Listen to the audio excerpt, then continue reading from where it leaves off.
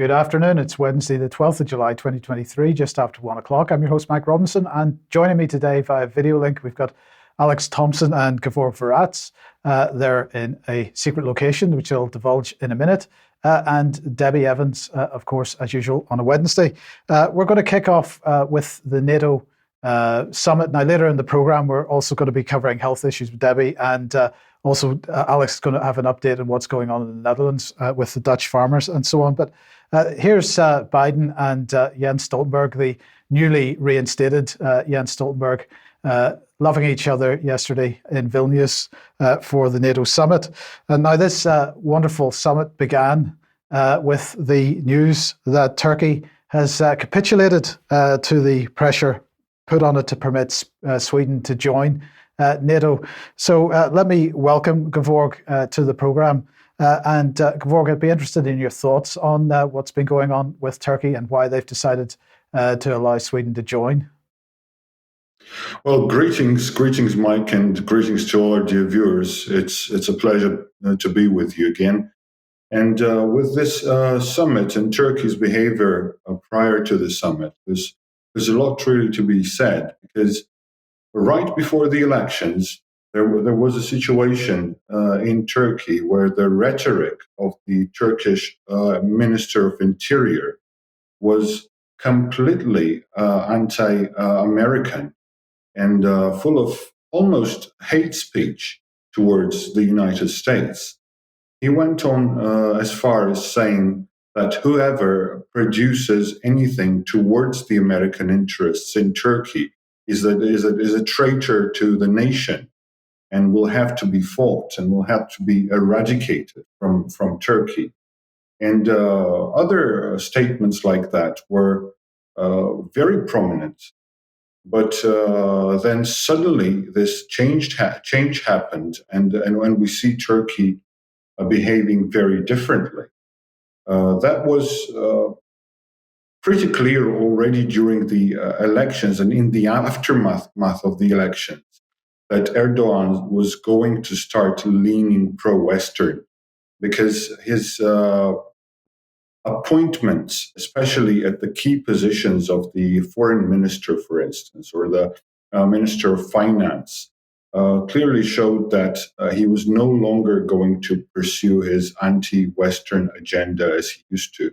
But now with the summit, we see that the change has been complete, and the direction that Turkey is taking is even a more rapid and strong towards the West than it used to be.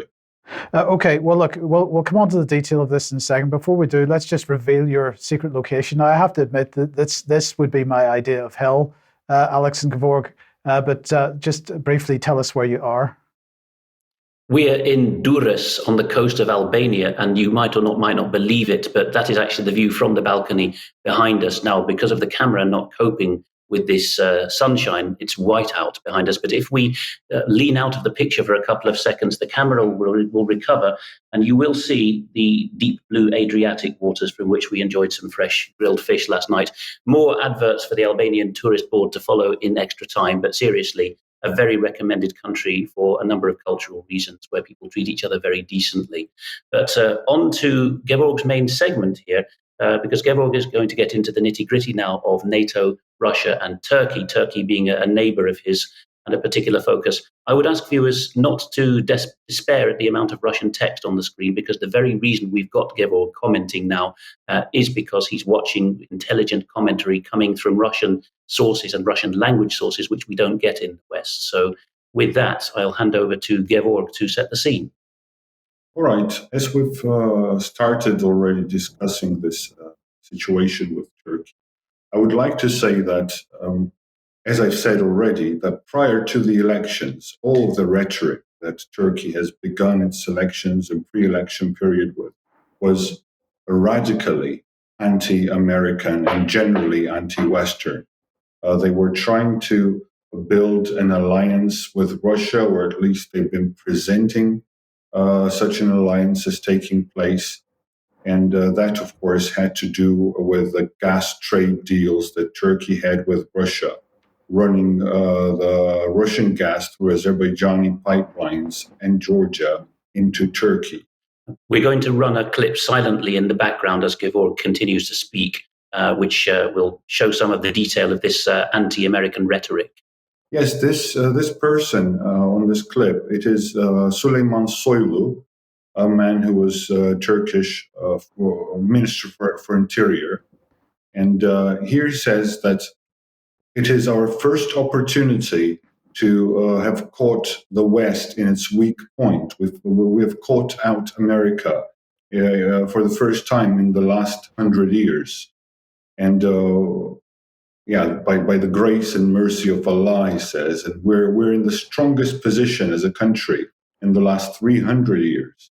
So with the help of democracy, or whichever thing they call democracy, well, they're going to become a different nation, a stronger nation, and they're now at a turning point of saving the world from oppression and the evil doings of the West. That's Süleyman Soylu right before the elections. And generally, the whole rhetoric was like that. It wasn't mild. It wasn't softly anti-Western. It was radical. However, this changed, and as we see with the summit, now Erdogan says that there's a way to go with the United States, and I haven't seen any commentary from the American side yet on the talks between Erdogan and Biden. There hasn't been a release from Blinken or anyone of importance.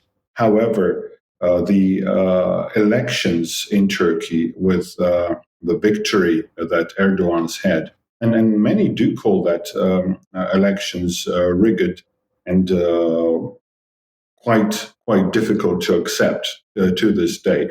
However, the general understanding is that because Erdogan is changing his position on the relations with the West, the Turkish society can live with that, and they'll actually let that pass, as it were. You've got this quotation we'll bring up on screen now at the bottom. It's a Russian translation, but just go through this quickly. Yes, well, this says that, and that's again Soylu from the Interior, says Turkey has achieved a state or approached a line that whoever continues to advance an American-oriented policy in Turkey will be declared a traitor. This is just how many months ago? Well, just three months ago, really. That's. And you had comment on this. Let's bring this on screen. Right. So. Yes, well, the comment that I made back then was that the pro-American policies that the Minister of Interior talked about, the actors of that, or the proponents of those policies, were, of course, the Democrats in Turkey, the Kurds, those who want to keep Turkey in NATO, who want a stable monetary policy, and so forth. And of course, the minorities. They are interested in democracy because that's a way for them to secure their rights in the country somehow. But what we see now is that the Turkish government is making a U-turn on their pro-Russian and anti-Western rhetoric. The interesting bit there was initially apparent when the Minister of Finance of Turkey was appointed someone called Mehmet Şimşek. And that person, first of all, he's very tightly connected with the IMF. And he's been rewarded by the IMF for being one of their exemplary members and proponents of their policies. And he's reversed. He was called in Turkey to reverse the anti-monetary policy in the country, because we know that prior to these elections, Turkish lira started depreciating very, very rapidly because of the particular kinds of economic mechanisms that the Turks have employed. But now that has changed with the adoption of new IMF policies. So we just showed two extracts of you commenting on Russian on Soilu being very anti-American at the time. But where does that take us to the Vilnius summit, which Mike will be covering in a moment?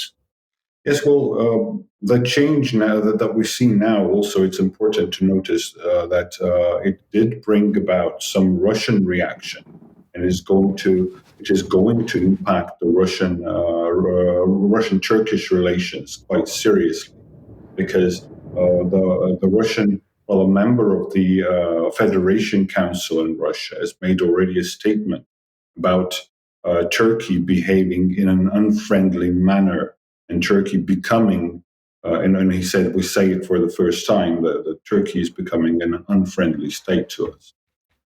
Meanwhile, at the Vilnius summit, here's a close-up. What struck you about this Biden-Erdogan handshake? Well, I don't know. Nothing struck me about this, but it reminded me of the Soviet gerontokratia, the rulership and the leadership of the elders, as it were. And in Brezhnev's periods, if you had a look at Politburo, they were all well in their 70s. And this is something that we're seeing now. Putin, Erdogan, Biden, all around. Macron's wife. We have a couple of minutes left in the segment, but you just want to mention things to viewers here. Well, yes, of course, there was a lot of pressure applied to Turkey for their change in policy. And here we see that one of the tools that was used is putting pressure on Erdogan's son Bilal, who's been accused of corruption, and that was made known in the press. Reuters writes about it, and of course, this could go further if Erdogan didn't comply with what was necessary. And then the Turks stuck their oar into the Crimea. They have. There was this very interesting meeting right prior to the summit in Vilnius, the meeting of Erdogan and Zelensky. And they have been discussing the relations between Turkey and Ukraine, where Erdogan has declared that his position of supporting Ukraine unilaterally was very dedicated and committed. And they've been supporting, allegedly, Ukraine for the whole time. And also, Erdogan has mentioned the right of the Crimean Tatars, or Turkic people in Crimea currently occupied by Russia, their right of self-determination. And prior to that statement, he's made a statement about the territorial integrity of Ukraine. So basically what this shows is that Turkey is really looking forward to a role in the future status of Crimea and the status of the Crimean Tatars on the peninsula. Yeah. Okay, well, look, thank you very much for that, Gevorg.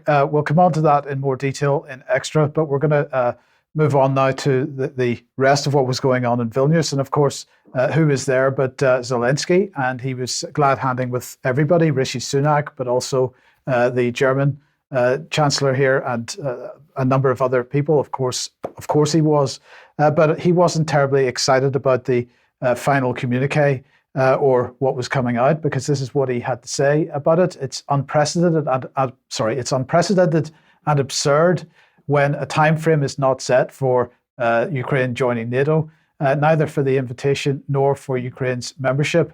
And he went on to say, I believe that NATO, in a NATO that doesn't hesitate, doesn't waste time, and doesn't look back at an aggressor. And of course, he's absolutely dying to be for Ukraine to be a formal member of NATO so that Article 5 can be triggered. But that wasn't all that was going on at Vilnius. There were also agreements with respect to Asia, because, of course, the NATO 2030 policy is to expand into Asia. And so Stoltenberg agreed and signed an agreement with South Korea here. I nearly said North Korea. That would have been quite an incredible situation. No, South Korea. And also Japan. Japan is also going to be signing what's being described as an individual tailored partnership plan with NATO. This is all about tightening relationships with the alliance. So let's have a picture of them all getting together, all the Asian axis here for Australia, New Zealand, Japan, and South Korea. Well, this hasn't gone down so well with everybody. So this is a report in Pearls and Irritations. NATO's provocative lurch eastward, and the supreme fool Jens Stoltenberg. This is by Paul Keating, the former Australian Prime Minister. So let's just look at what he's saying here. NATO's continued existence after and at the end of the Cold War has already denied peaceful unity to the broader Europe, the promise of which the end of the Cold War held open. And besides, the Europeans have been fighting each other for the better part of 300 years, including giving the rest of us 2 world wars in the last 100. He went on to say, exporting that malicious poison to Asia would be akin to Asia welcoming the plague upon itself. With all of Asia's recent development amid its long and latent poverty, that promise would be compromised by having anything to do with the militarism of Europe, and militarism egged on by the United States. And he said, of all the people on the international stage, the supreme fool among them is Jens Stoltenberg, the current Secretary General of NATO. In February, he was drawing parallels between Russia's assault on Ukraine and China, saying we should not make the same mistake with China. That is that China should be superintended by the West and strategically circumscribed. Stoltenberg, in his jaundiced view, overlooks the fact that China represents 20% of humanity and now possesses the largest economy in the world and has no record of attacking other states, unlike the United States, whose bidding Stoltenberg is happy to do. So, Alex, very briefly, what are your thoughts on that?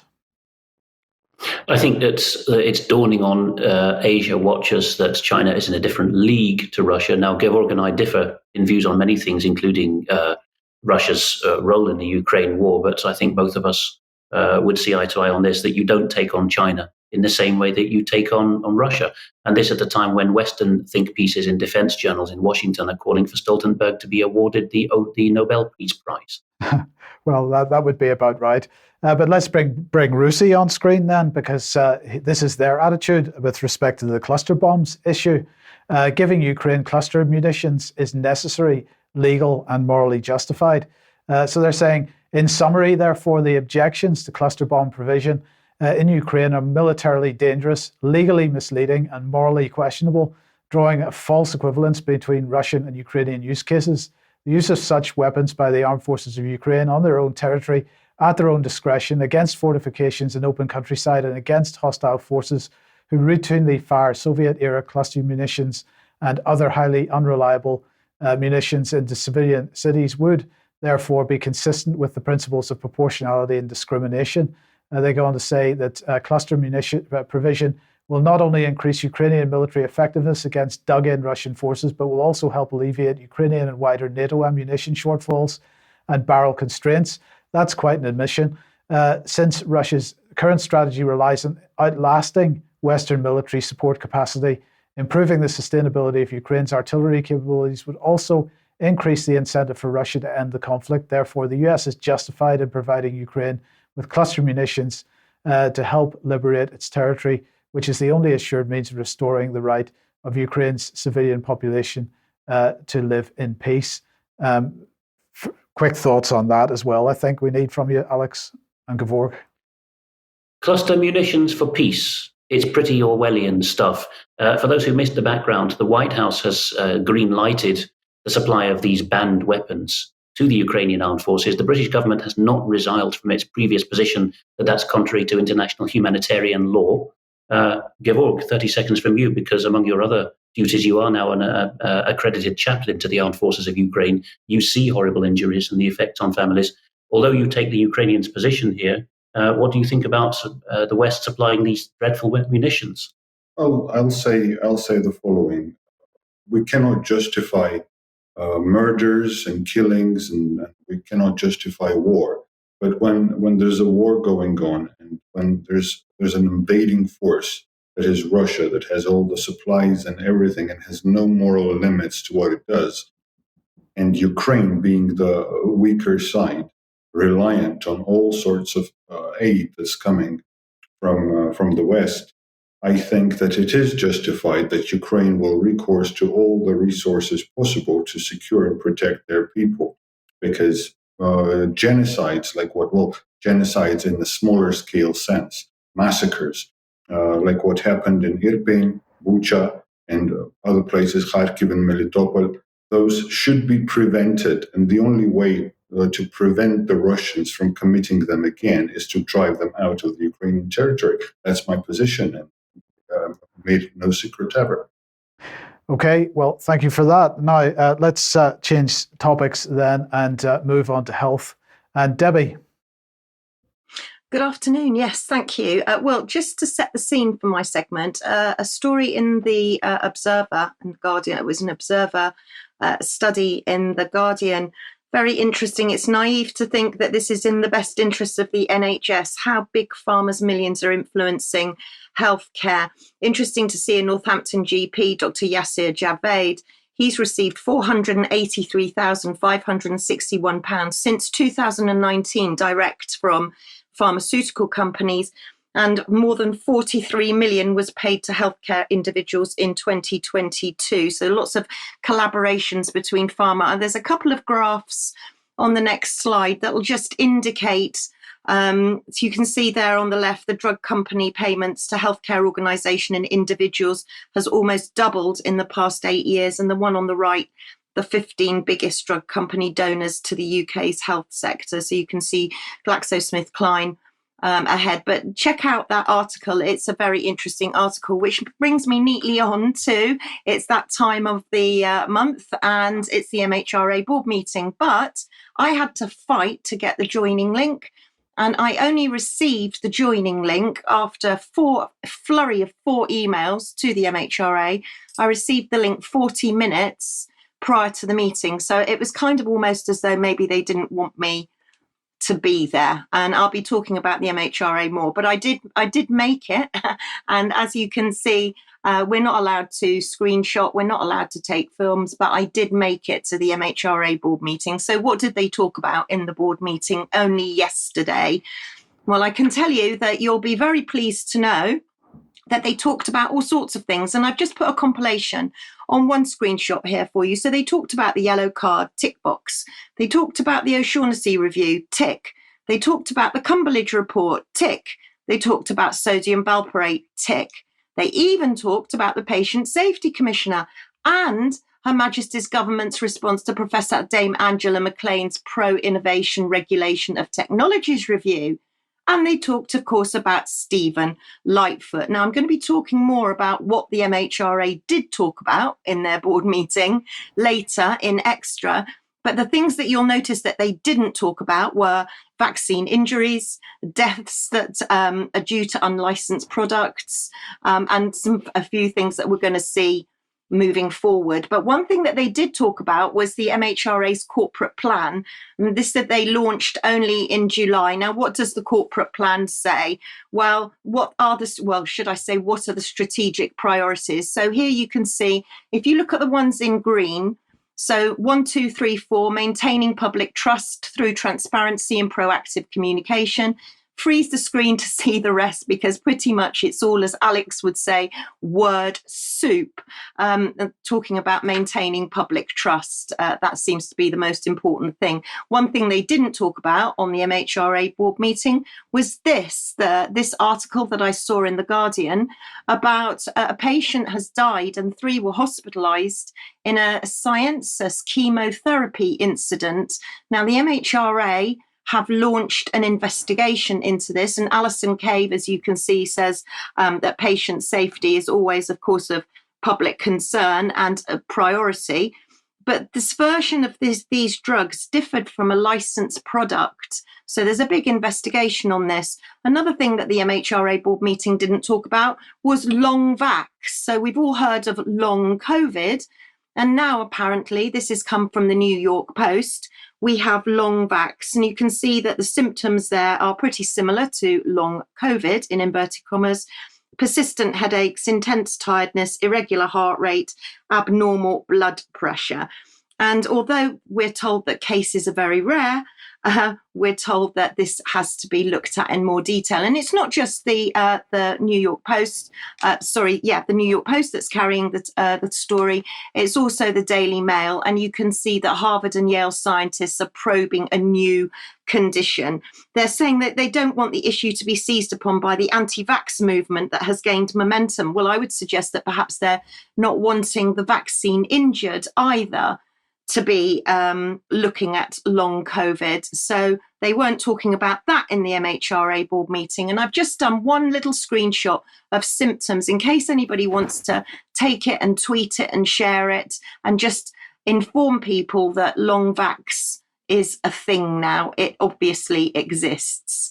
The other things that the MHRA didn't talk about, something that I'm very concerned about, more injections. This time, there's a new vaccine hope for Down syndrome people who they say are more at risk of developing Alzheimer's. Now, I'm very concerned because this article carries a picture of a baby. So I'm asking myself, are we looking at jabbing Down syndrome babies in case they develop dementia or Alzheimer's at a later date? I don't know, but it's concerning. And also another, staying on the baby theme and staying on injections, I saw this story, and the NHS are now rolling out genomic screening immediately for all preterm babies and low weight babies. Now, this is for retinopathy of prematurity. What concerns me is, and I'm not a pediatrician, and I am not a pediatric nurse, but it would appear that retinopathy of prematurity, which can cause blindness in babies, is really if they're under 3 pounds in weight, or if they're born before 30 weeks gestation. It goes in stages. It's assessed in stages. But the treatment that they're talking about rolling out is a monoclonal antibody that will be administered by an injection directly into the eye of these babies. So I just want parents to be aware that for babies that are low birth weights or that are preterm, do you know what your baby's being screened for? So that's on the NHS website too. So that's just a little concern over newborn babies. Okay, Debbie, thank you very much for that. Now let's move on. If you like what the UK Column does, you would like to support us, please head over to community.ukcolumn.org. There are options to help us out there. You could pick something up at the UK Column shop. But please do share anything you find on the various platforms, especially ukcolumn.org and ukcolumnextracts.co.uk. Now, tomorrow at 1 p.m. In the interview slot, we'll be putting out an interview that I've done with Matt Campbell. This is about the subject we were talking about, I think, on Friday's programme. His aims to get an inquest into his brother's death following 9/11. That inquest has been denied by the Solicitor General, and he is going to take that to judicial review. So join us at 1 p.m. tomorrow for that. Debbie's latest blog is up in 2 seconds. Debbie, what have you got on this week? NHS special, and where are your children going to be looked after if they're not very well? Brilliant. And Debbie, the Vaccine Injured Legal Fund. Yeah, I would just say to anybody, please don't donate to the big charities if you don't know where your donation's going to. This is an incredibly worthwhile cause. Plenty of people with vaccine injuries can't seek legal help. We need more donors, please. So please look at that page if you possibly can. Thank you. Okay, thank you very much, Debbie. Now, at the Vilnius conference, I was a bit confused because here's Rishi and Alex, he was speaking to Mark Rutte, and so I was a bit surprised by that. Why is he there representing the Netherlands? I thought something had changed. Yes, allegedly Brexit, but then on one of my regular jaunts to Brussels the other day, I was speaking to a young civil servant of the Dutch Ministry of Defence who said, you British are so regretful that you've left the European Union and you can't participate in PESCO, the European Union military unification projects, but you're trying to get there bilaterally through the back door. So that might be a QED of that. But Rutte's out on his ear, as we're about to see after that. So we don't have time to cover the whole collapse of the Dutch government, but we cannot mention it, cannot leave it without mention. So these will be in the show notes. People can use machine translation software to translate the links that they'll find there. But NRC Handelsblad, a bit like the Financial Times, reports that the problem, the straw that broke the camel's back in this four-party coalition and caused it to fall, was that a smaller member of the coalition, the Christian Union, absolutely refused to limit the numbers of people brought to the Netherlands on family reunification visas after the asylum case of a relative had been granted. This against the will of the larger parties that represent secular business interests, in the case of Rutte's own party, or light, nominally Christian interests, the Christian Democrats. So the opposition came from what we'll see on screen now, ChristenUnie, representing the evangelical Protestants, not the Reformed Protestants. There's a bit fine difference, but a huge difference in politics here. So ChristenUnie here has a blog from their member of Parliament, Mr. Seder, Don Seder, as far back as February. And ChristenUnie there, through the person of their member of Parliament, saying, we absolutely cannot postpone family reunification. This was from February. This has been bubbling under the surface for months. And here, rather surprisingly, Mr. Seder says that judges would throw out the measure, probably correct, actually, to give him his due. He knew that Dutch courts would say, no, family reunification is an absolute right. You cannot delay the timing or reduce the numbers of those who are coming to join family members who've been given asylum. Here, another piece which people can find by going to the show notes and using a translation software application. We see here that a representative of the ChristenUnie party, which has gone far left now, far further than you expect from a party of the name Christian, Nathaniel Post, who leads their youth wing, says here in a tense dialogue with a representative of the former coalition partner, the VVD, Rutte's party, which have now fallen out. He says, we couldn't carry on muddling through like this. We don't think there's any need to reduce migration. They opposed the idea from the bigger parties that there would be A and B category immigrants or refugees, where category A was fleeing persecution for their sexuality and category B was fleeing war zones, and the latter would have restrictions on family reunifications. And this causes even Ferry von Weinen, who's the representative of the governing VVD party, to say, I don't know what you're talking about. Everyone knows you can't get a place in school or hospital because of this. The consequence, as reported by Het Parool, along with all the other newspapers, is that Mark Rutte is leaving politics, finally. He's been in governing the country for 13 years through 4 coalitions, but the last of them, really, the unprecedented split here was that finally the smaller Christian party, not the most conservative one, but has gone so far left that it was joining D66, the very radical anti-religion party, in saying we absolutely must have as many migrants and refugees, particularly refugees, as turn up on our shores, and their relatives. They've got human rights to bring their families with them, anyone under 25 who's associated with them closely. Just to cover the farmers en passant as well, Europe Reloaded was one of the several sites that covered and then retracted this idea that there'd been a state of emergency declared in The Hague last week. For the umpteenth time in the last 2 years, there was a mass descent of tractors upon the central Hague area to protest in front of Parliament.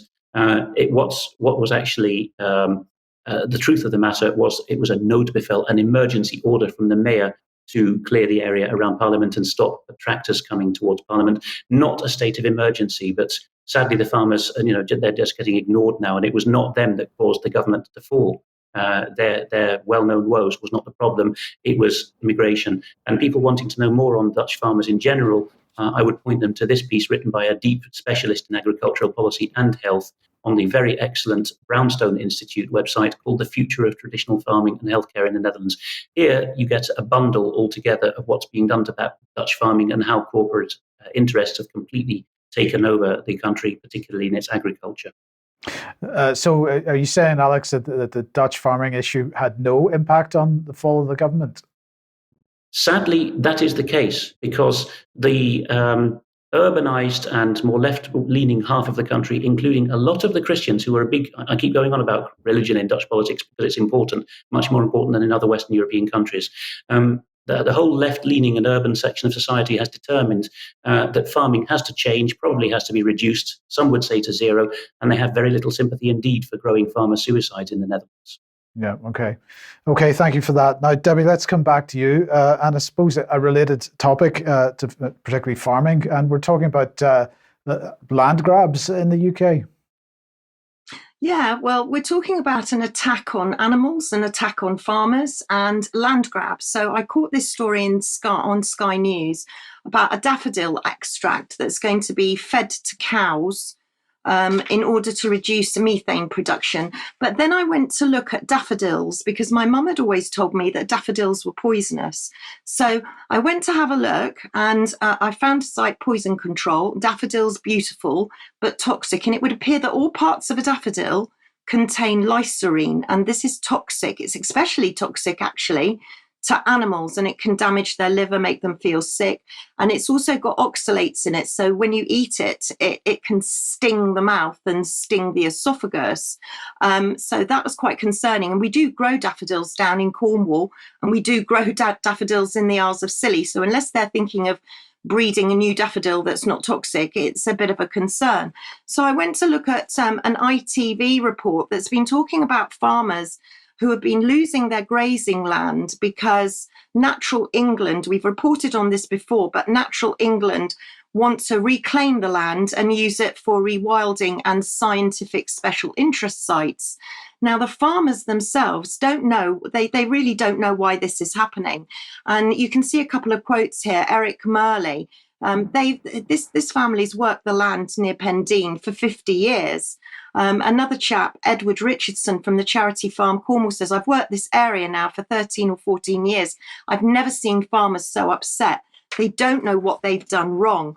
Well, they haven't done anything wrong. But what we can clearly see is that this is happening in different areas. In Devon, for example, they're reclaiming agricultural and grazing land for solar panels. So in different parts of the country. So looking at Cornwall, we've seen, again, we go back to lithium mining. We've talked about lithium mining before. And now Imerys, who's a French company, have got an 80% stake in British Lithium. I don't know how quite that makes them British Lithium if there's an 80% French stake, but it makes them the largest producer in Europe. So we can see a revival coming back of mining. It's going to be repurposed. So the dream of Cornwall is going to be now mining where we were before, a whole mining revival. So we used to mine clay and tin, but now we're looking at lithium. And we've said about the dangers of lithium a couple of weeks ago. And tragically, just recently, there was a story on Sky about a family of 4 that had died because of a fire due to a lithium battery. Now, it's not just families and people in general that are worried about the safety and the fire risks of lithium-ion batteries, but also a parliamentary question has been asked. So Maria Miller has raised the question of storage and warehousing, because warehousing is exploding, and even e-bike shops, they have been exploding too. So the fire risk is absolutely huge. So we seem to be seeing land that's been used for agriculture and grazing repurposed into the green agenda. Okay, thank you, Debbie. Now, Alex, we'll quickly come back to the Netherlands and other political developments there, not farming related, with opposition parties. Yes, the Dutch spy agency AIVD, roughly equivalent to MI5 or the FBI, has decided to put out this report on anti-institutional extremism. So we had, first of all, in the British context, violent extremism. Then we had, under David Cameron, non-violent extremism, which is having an opinion. And now we have anti-institutional extremism. And the cover shot that was shown there, by the way, was from the tourist town of Veere, or very nearby the village of Vrouwenpolder, one of the many places where, as you drive around the Netherlands, you will see stickers saying that the virus, the media is the virus, the public journalists are fake news, watch out for the Great Reset. This is what's being branded anti-institutional extremism. The definition in the footnotes, interestingly enough, for those who read Dutch, they'll enjoy the full glory of this. But footnote 3 defines a conspiracy theory as a specific form of disinformation or misinformation, which of course NATO covered in its communique, in which, in this specific form, called a conspiracy theory, people are convinced that certain events or situations are steered secretly behind the screen, beside the scenes, by powerful groups with evil intent. That is the first time, and I'm not surprised the Dutch have done it because they like doing these transparent things. They've attempted to define what a conspiracy theory is. There's also a footnote there saying cultural Marxism is a theory, which David Scott would rip into them, of course. This shot from the report, which came out, as I say, before the government fell, but this is from civil servants anyway, albeit very politicized one, shows an inverted pyramid. If you flip that so that overheight at the bottom goes to the top, which is government, you can see that for the first time a Western intelligence agency has said that between the citizens, burgers, and the government overheight, remember this should be bottom to top to be more honest, you have two ladders going up or down, mediating between the government and citizens in what they call the democratic order, which is what they are there to protect in the Dutch and German spook system, they say so. And these two ladders are media and science. So if people lose trust in media and science, then that's when the fun starts as far as they're concerned. They even admit towards the end of the report here that people getting redacted files on recent scandals, such as what happened to those who were pursued for allegedly misclaimed child benefit, which caused great misery, or those who were told that they couldn't find out information about gas fields in the northeast, in Groningen, and all the problems that caused with people's land. The AIVD finished basically with a limp-wristed retort to the Dutch government saying it's in your hands. You lot could actually be more transparent, and that would be an end of the matter. So the Dutch government is really, at institutional level, is out for anti-institutional extremists. That would be us, Mike. Yes, indeed. Well, keep going. Yes, I think what we'll do in the interest of time is we'll leave the German section of this to extra time. So why don't we scoot forward to the Bank of England? But in extra time, if we manage to get to it among all the other interesting things we have to cover, we'll see that the Dutch and German governments in parallel have made moves, which I hope we may be able to cover in extra time, to ban the one party in each case that seriously takes a stand against what, in one case, they call the cartel of parties. Okay, brilliant. Thank you, Alex. Well, let's bring them on screen. The Stooges, there they are, the Bank of England. And of course, they're very excited because they've released their latest monetary report. Let's have a look at what they're saying about interest rates. Here we go. Global interest rates have increased sharply since December 2021, they're saying. But don't worry, because it's all in hand. So here's the Financial Stability Report graphic, and they say that the global economic outlook is highly uncertain. And the risk environment is changing. They do appreciate that households and businesses are under pressure from higher borrowing costs, but don't worry your pretty little heads, because UK banks remain strong enough to support households and businesses, even if economic conditions are worse than expected. So don't worry that something like 1 million people, according to their report, are heading towards seeing a £500 a month rise in their mortgage repayments. That's nothing to worry about, because the banks are there to look after you. They will make sure that they will extend the term of your mortgage, or they might turn the mortgage into an interest-only mortgage, so that by the time you finish paying it, you still won't own your house. Don't worry about that. They're there to help us. So let's have a look at this quote from them. Although the proportion of income that UK households overall spend on mortgage payments is expected to rise, it should remain below the peak experienced in the global financial crisis in the early 1990s. And just remember that if we think back to the early 1990s, we were seeing something like 4,000 homes being repossessed every week. Again, they're quite convinced that isn't going to happen again. At the moment, it's sitting something like 400 per week, but we're not going to see it rising to 4,000, they say, because the banks they're resilient, people are resilient, and everybody's going to be okay. And if you believe that, you'll believe anything. So the Bank of England, trying to dig themselves out of hole and failing miserably, will continue to report on this. Okay, where does that take us to? That takes us to France. Alex, what's going on there? You can see the results on screen now of a vote taken by the French Senate, the upper house, and you can see that only 17 out of over 300 votes were against. And you might think that this was something uncontroversial here, but what this was the renewal of the multi-annual military framework law, the military program law for the period 2024 to 2030. If you look closely at the logo, you will see that the French Ministry of Defense is called the French Ministry of the Armed Forces. These army means all three service branches, not just the land army. They are unashamed of this now. They are the ministry that champions the armed forces interests. That's what's gone through the upper house, much like the recent French Senate vote that we covered on spying on people's phones, without so much as a squeak. Here's what the fuss is about in the few channels like Sud Radio that have bothered to dig into it. when it was going through Parliament, the Assemblée Nationale, this text attracted very little debate.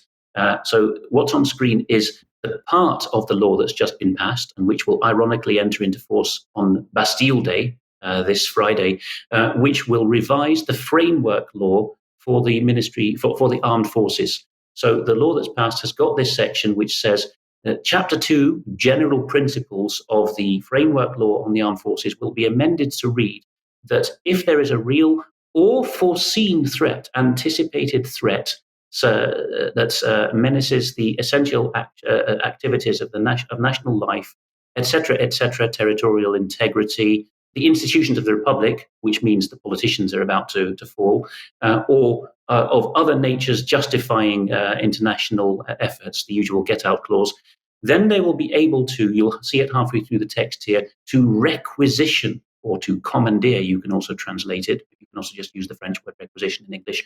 All persons, whether physical, natural persons, or legal entities, and all goods and services required by ministerial decree.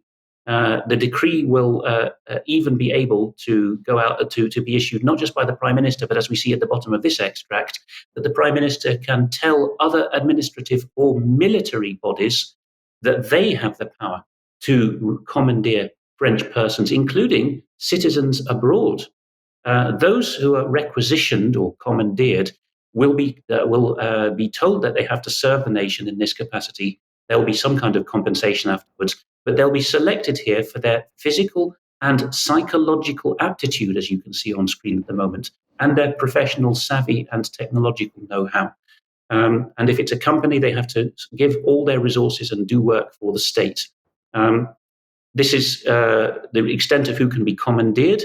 It will be anyone in France, any French citizen anywhere else in the world. And if they say, go away, I want nothing to do with France, they are risking a jail sentence or €500,000 fine if the French can get them one way or another by extradition or catching them on the return to see their family on a deathbed or something. All companies with their presence in France and all French vessels, wherever they are. There's the fine, €500,000 or 5 years in jail.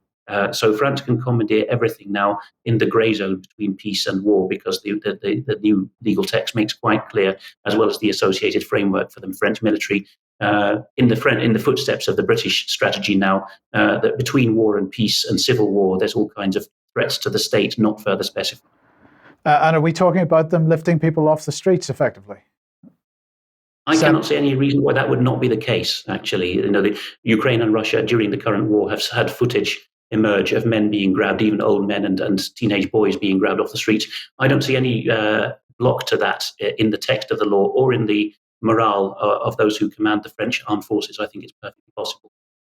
Yes, okay, thank you. Now let's move on to the UK and psychological operations here against UK citizens. So this is Influence Wargaming Conference 2023. This is the second conference of its type held by the Defence Science and Technology Laboratory. And this is all about furthering the thinking on wargaming and influence effects. It was held at Sandhurst, at the Royal Military Academy, Sandhurst, and it was hosted by the Defence Science and Technology Laboratory, the Development Concepts and Doctrine Centre, and the Joint Information Activities Group. It was attended by more than 150 military and civilian defence officials, as well as representatives from other government bodies.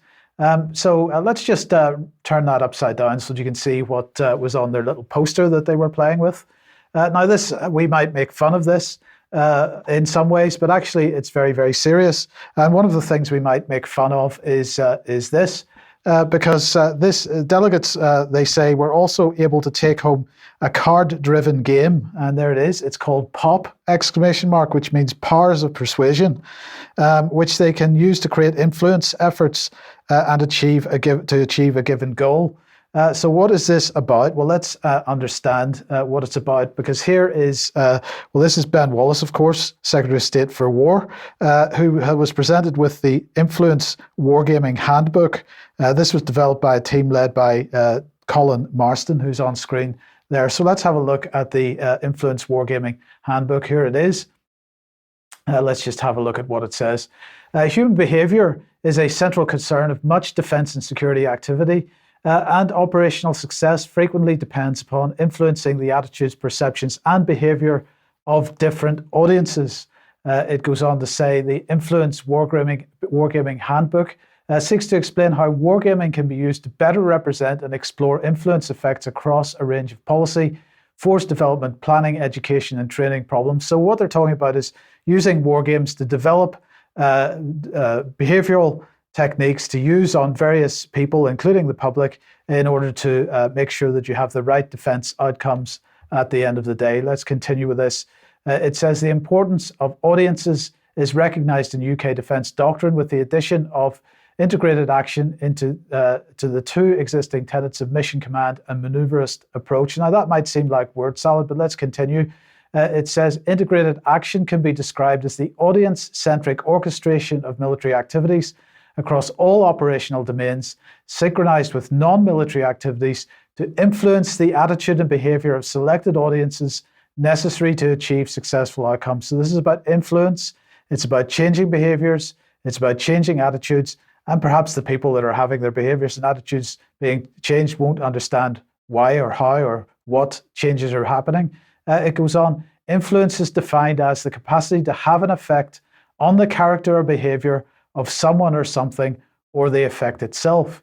It goes on, influence has many parallels with information activities which seek to affect the will, understanding, and capability of audiences to change their behaviors.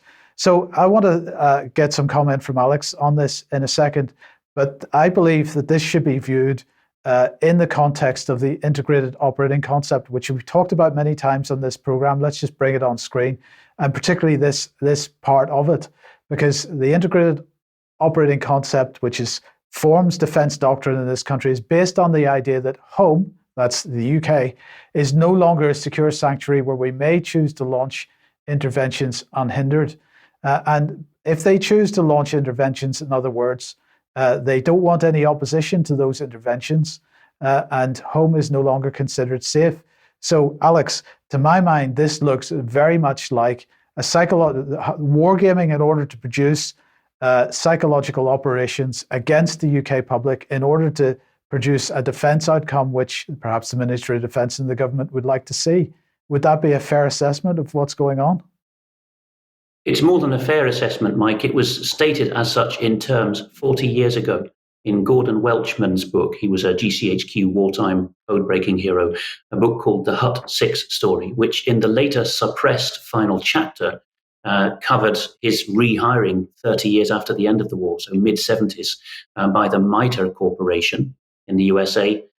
He got into trouble for his frankness about this, in fact, called FBI hassle. But he said that by the mid-70s, early 80s, there was already this accepted consensus in the US that the battle was among your own population and for their minds. It went underground for decades. It re-emerged with some rather nice but dim characters in the British Army saying, this is what we're going to do from now on. Everything's the grey zone. We've covered that for ages. And the latest incarnation of it is that the French and now the Dutch, in ways that we've covered this very news episode, are coming to the surface saying we can't have anti-institutional extremists. We can't have people going against the narrative. In the case of the Belgian government, they're writing to their citizens that you lot are not performing according to specification. You're not producing enough money for the government per head of population. They're that honest about it now. But all of that, so we're going to have to reframe your mind. But it's all come from post-war thinking, which ultimately comes from the Third Reich. And I don't just throw that around lightly. We can trace the lines from the Forschungsamt, the Nazi Signals Intelligence Agency, through to the corporations that really own the NSA because they have far more staff than fully sworn NSA and GCHQ civil servants and who control the NSA and GCHQ data. That was in place decades ago, and now the whole of NATO seems to be in agreement with it. Yes. Okay, thanks for that. Let's end, Debbie, with immigration. Yes, lots of talk at the moment. And as David pointed out on Monday, RAF Scampton is going to be possibly used to rehome asylum seekers. And I just want to bring everybody's attention to what's going on in Dorset, because the Debi Stockholm is the barge that's going to be moored in Portland, just off the Dorset coast, Portland. This is going to be home to 500 migrant men. Now, the population of Portland is 13,562. And what people are complaining about is that there's no infrastructure, exactly the same as people in other parts of the country. The NHS is beyond capacity, and there's been no consultation. It's all been very secretive. The MP, Richard Drax, he's also come out and said that this barge is not in the national interest. Now, at the moment, the barge, which you can see there is 3 stories tall, has 222 cabins. Well, if it's got 222 cabins and it's meant to be homing more than 500 men, then you can imagine the overcrowding. At the moment, it's in dry dock in Falmouth. I caught a piece on our local news last night on BBC Spotlight, which just gave an idea of some of the funding. So you can see there that the government are going to give Dorset Council a one-off payment of £377,000, plus they're going to be giving them an extra £3,500 per asylum seeker. And this is to fund PCSOs, to give them English lessons, and also apparently to organise activities. However, Corporate Watch, I'm a great fan of watching for Corporate Watch. If anybody doesn't know Corporate Watch, please go and check them out, because they do great exposés. They did a great expose on South West Water for me personally, so I know they're very good reporters. They're honest and ethical reporters. They've done an expose on the 200-year family business behind the Bibi Stockholm. So what does the report actually say? The report says that it has been used as a floating detention centre in the Netherlands and Germany. Now, this barge it's had terrible things happen on it. It's engineless, so it can't move. Once it's there, it's there. Once it's moored, it's moored. There's been violence, sexual exploitation, poor sanitation. There's also been a death where somebody didn't receive medical attention in time. But it's owned by 90% of the Bibi Line group is owned by the Bibi family. And apparently the migrants will be able to leave, but the expectation, and that's where the word becomes very relevant, they're expected to return by 11 o'clock. And they say that there'll be significant surveillance. My question is, on who? Is this on the whole of Portland? Is everyone in Portland going to be surveyed, or are asylum seekers going to be tagged? We don't know. So when you delve further into the Corporate Watch expose, you can see that there's been suicide attempts. There's been, again, you can see there's been a death from no medical care. There's been abuse, and plenty of people that have got experience of a kind of undercover expose of the Bibi are saying that it's not safe. According to Corporate Watch, it's going to cost £20,000 a day to charter and berth, and that equates to over 11 million in 18 months. And the other beneficiary is Langham Industries, who are an engineering company who have been given regular donations to UKIP.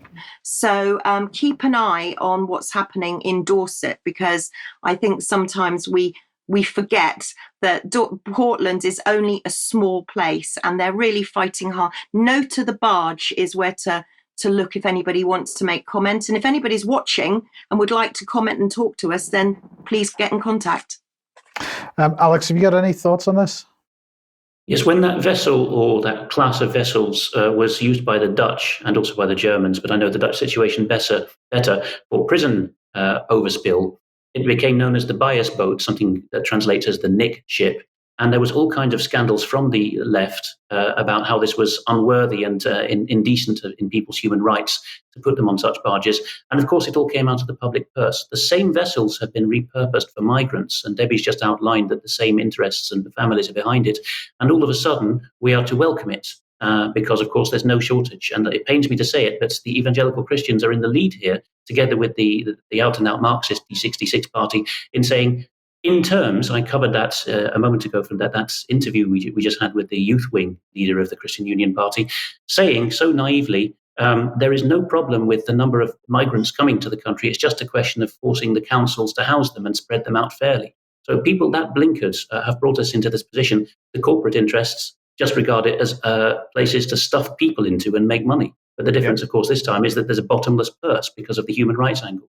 Yes.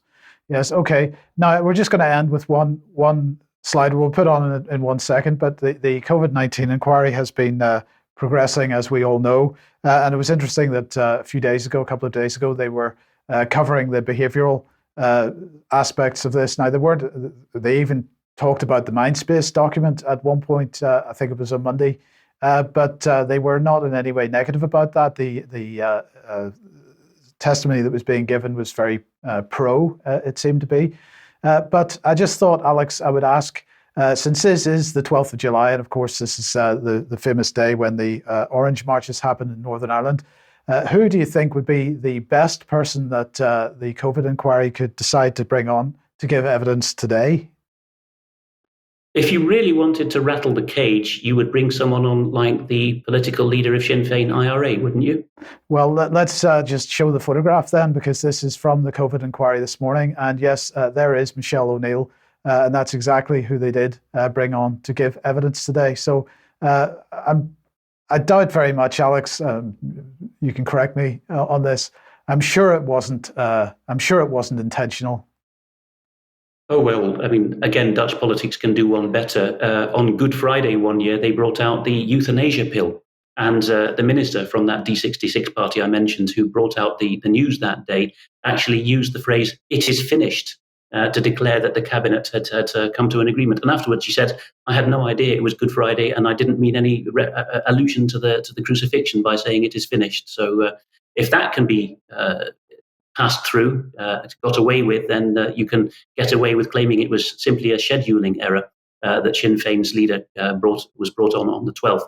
Mind you, the BBC has just done a volte-face this year after several years of deciding that the Orange Walk is part of Northern Ireland's cultural heritage and featuring it. They had a hand-wringing statement earlier this year that they would not feature any more parades because it was contrary to the society that the BBC wishes to shape. Yes. Okay. Well, thank you very much. We've got to leave it there for today. So I'm going to say thank you very much to Alex, to Gevorg, and to Debbie for joining us. Thanks to all our viewers for joining us today. We will be back in a couple of minutes if you're a UK Column member for some extra. But otherwise, we will see you at 1 p.m. as usual on Friday. Don't forget the interview at 1 p.m. tomorrow in the usual places, ukcolumn.org/live and community.ukcolumn.org/live. We shall see you then. Bye-bye.